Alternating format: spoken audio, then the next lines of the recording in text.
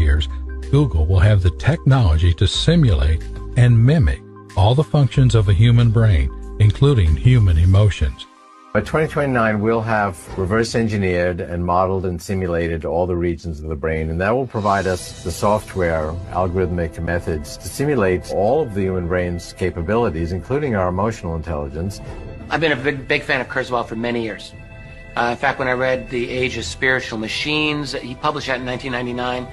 I think I read it in 01-ish or so, and it was a big influence on me, on my thinking. And ever since, I've tried to incorporate an understanding of AI into my general understanding of the world. Singularity, I think, will happen. I think the argument for it is very strong indeed. So we're going to look at a future in which, in important ways, computing intelligence will truly exceed our own, not just in chess and not just in air traffic control, but in actual thinking, cognition, and so on. I think that will happen, where computer algorithms will be able to make their own decisions and truly have some sort of consciousness. However we understand that consciousness can't be the same. I mean, is a dolphin conscious? Sure it is. Is it like our own? No, there's differences. So would advanced computer intelligence have our type of consciousness? Clearly not. It'll have a different kind of consciousness. But I think we're going to see a point in our lifetime where it will have that. As to when, I don't know. I mean, I don't think AI people really know. Kurzweil, I think, maybe he's predicting 2030, something like that. I don't know what his timeline is. There are AI people, very serious ones, who put it farther out. Others who say it's going to happen very suddenly and catch us completely off guard. And I really don't know. Dr. Ray Kurzweil envisions a day when you will go to an electronics store and you will have the lens of your eye removed, and it will be replaced with a liquid that's packed with electronics and a camera and a radio. And you will be given then supervision. You'll be able to see in the dark. You'll have infrared vision. And you'll be able to be wired to the internet 24/7. Well, with this supervision comes supervision. And that's the problem. And when that happens, we're talking about a different form of human. They refer to these as humanity 2.0 or transhumans. And what people don't realize is that the singularity and the skingularity, when this technology is enmeshed with our body, are not only running parallel, they're actually the same thing. And the only way humans are going to be able to survive in the new artificial intelligence environment of the singularity is if we ourselves become machines. What I think we can say is that we're seeing a lot of technologies coalescing to cause a speeding up of this process. So I'm very sympathetic to the idea that this is going to happen very suddenly without our warning. We will probably be caught off guard by it. And you know, it's interesting to talk about the phrase singularity in this context. So AI people call this the singularity for a very definite reason. They liken it to the physics of a black hole. At the center of a black hole, you have the singularity, essentially a point of virtual infinite density and infinite gravitational power. And in that type of crazy physics, all of the physics that we have don't seem to apply. We don't know how to predict things at the singularity. And this is what AI theorists are saying. When computing intelligence exceeds our own, we human beings will not have the ability to predict the trajectory of our civilization. We're basically going to be losing control over this car that we think we're driving. And it's now the dominant intelligence will be beyond us. And what will that dominant intelligence do? Will it merge with us, as Kurzweil thinks, a combination of human-machine hybrid intelligence, where we'll be some freakish bunch of creatures living for 500 years and IQs of 1,000, totally unlike what we are? Or will the computers think, humanity, let's pull a Terminator on them? We have no idea. We don't know. Or will they be our willing slaves and make our world a paradise? Who knows? That's why it's a singularity. We can't really predict any of this. The AI people are some of the most darkly optimistic, crazy optimist people on this planet. I don't understand these people. Everything's going to be great. AI is wonderful. Let's just bring in all the advanced computing and it's going to make the world a wonderful place where we live forever and the machines will do all the work for us. Well, okay, that's a lot of optimism in our social, political, economic structure, for one. What we've developed with the robo-apocalypse, as many people are now calling this massive global automation work, we're seeing it now. We're seeing a scooping out of what was once the middle class, working class, right? So we have an entire massive class of people, not just in the US, not just in Canada, but worldwide, who no longer are employable. These people can't get jobs, right? So in the old days, we would have the owners and the managers at the top of our pyramid, and underneath, 98% would be the worker bees making everything happen so that the people at the top could benefit. Now, cut that worker bees in half. The bottom half are expendables. They don't have skills anymore for this modern economy. They're never going to get a job, all right? So what will happen to these people? And that class will get higher and higher. So the AI people are talking about things like universal basic income. This is their panacea.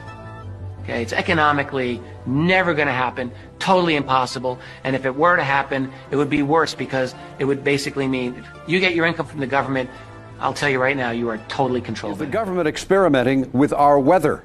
People say the government is up there in airplanes spraying all kinds of chemicals to change or manipulate the weather.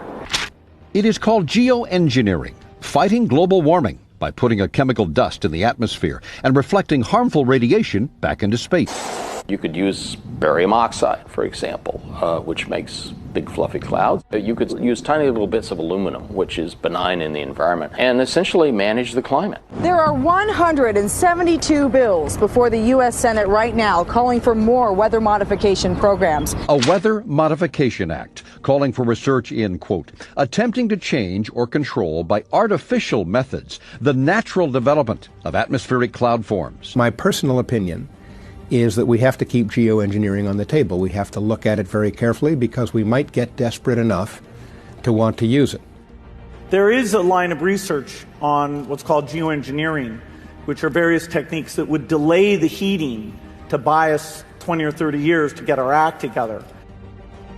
The stated goal of some of the world's most recognized geoengineers, like Dr. David Keith and Dr. Ken Caldera, is to put 10 to 20 million tons of nanoparticulates into global skies annually. That's an inconceivable amount of material. This material is on top of industrialized pollution. Right? This is about how we engineer the planet. This stuff in the stratosphere going to be killing some number of people that are going to be sacrificed? It's an obvious concern. So if it kills 1 million people and we're only doing 1% more, we're just killing 10,000 more people. You can do math. Okay. But that's so killing people is not the objective here. So if I made a decision, or if there was a collective decision to do a geoengineering program, and you put, say, the kind of program I think makes more sense, to put about 1 million tons a year in, but let's say, you might end up killing many tens of thousands of people a year as a direct result of that decision. And so the only thing that we can do to cool the planet, or that society can do to cool the planet, is deploy these sorts of technologies. And by the way, it's not really a moral hazard. It's more like free riding on our grandkids. And it means there are going to be winners and losers. Schools train people to be ignorant with style. They give you the equipment that you need to be a functional ignoramus. American schools do not equip you to deal with things like logic. They don't give you the criteria by which to judge between good and bad in any medium or format. And they prepare you to be a usable victim for a military-industrial complex that needs manpower.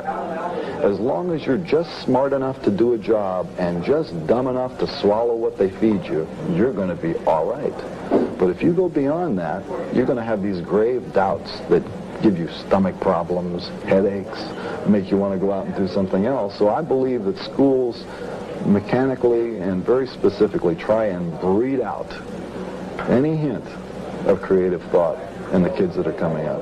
So what's the alternative for the parent who would agree with you?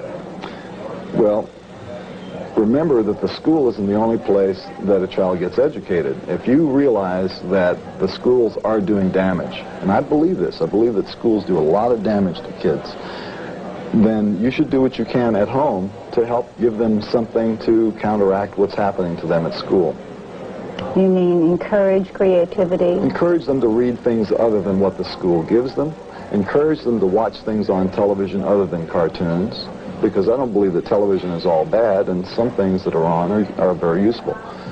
And Give them some support. Let them feel that you as a parent want them to be smart, not just to be successful, not just to be a nice little person, that you want them to develop their thinking apparatus. It's not only a great reset, it's a great deception. Replacing mum and dad, small businesses and private enterprises with big tech and big business. Democracy and free enterprise go out the window, totalitarian government control slides in through the back door. Those behind this scheme are adamant that there can be and never will be a return to normal, that life will never again be what it was prior to COVID. That is why they constantly talk about the new normal. The World Economic Forum meets every January in Davos. You will have heard of the expression Davos man. It refers to all the zillionaires and pop stars and popes and princes and politicians who meet every year to map out our futures. This year's Davos is very, very different to all the previous ones. The World Economic Forum, along with the United Nations, along with the International Monetary Fund, and along with any number of prominent globalist organizations and powerful individuals, including Prince Charles, together have jointly promised that the 2021 World Economic Forum will be used to introduce, via a vast network of connected big tech corporations, online activist movements and compliant local and national governments. Preconceived notions about what defines Satanism. Some people will say that Satanists are just playing dress up. Some say they sacrifice children, and others believe they have magical powers. But the truth is much more simple. Most people will agree that Satanism is the antithesis of Christianity. So first we must define what Christianity is. In a sentence, Christianity is the impulse to express brotherly love towards our fellow man. Satanism does not have that impulse at all. In the most simple terms, Satanism can be described with the pop culture phrase, pimps and hoes. If these words upset you, good. We are talking about the nature of evil. And if it makes light of it, even better. These animals are nothing to fear.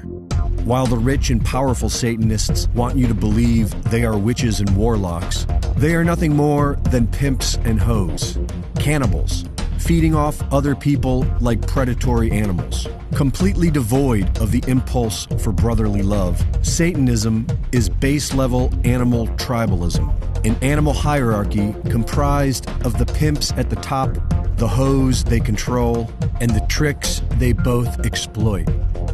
This is the law of the jungle which has existed for millennia, a survival of the fittest, dog-eat-dog world where the nice guys always finish last. It is the patriarchy that the anti-Christians claim to oppose, which makes no sense, because we are only able to transcend this ruthlessness with the Christian impulse of brotherly love, where everyone is equally welcome. There is much talk about a battle being waged between good and evil, but this sort of simple black and white duality only exists in our mind. In reality, what's going on is a balancing act between our spirit and our body. While our spirit may be drawn to love and light, our body is an animal with innate animal instincts that cannot easily be suppressed. And like every other species of animal, the primary instincts are survival and reproduction. So as far as mammals go, the female is the ultimate prize in the game of life. A society built upon a Christian ethos of brotherly love is one that honors individual freedom, and the way to satisfy our animal desires for survival with brotherly love is through marriage and raising a family with some degree of selflessness. And without the Christian ethos of brotherly love, the Satanist simply sees women as the most valued commodity, to be bought and sold for one's own selfish desire. Pimps and hoes. Whether it be in the poorest communities or at the top of the pyramid, Satanism is all about control, and the ones at the top have invested everything into their technocratic pop culture media machine. which is their main method of pimping. And they see the brainwashed masses as their hoes, because according to the laws of the jungle, they own them, which is why they resent the Christian ethos, because it is the only thing on earth that stands against them. But the real problem with Satanism is that it keeps an individual from knowing God and discovering their true path. Our free will allows us the choice to either transcend spiritually, which requires a personal relationship with God, or descend into the animal kingdom and forever remain a beast, which is what the pimps and hoes are ultimately selling. But we don't have to buy it. Satanic influence has always been with us, and it is nothing to fear. These Satanist pimps are not gods. They are merely animals playing mind tricks and spinning lies. Redemption is for everyone, and humanity has a choice. We can either submit to the beast system and live like animals, or we can follow the Christian impulse for brotherly love and stand up against evil so that our children will know freedom.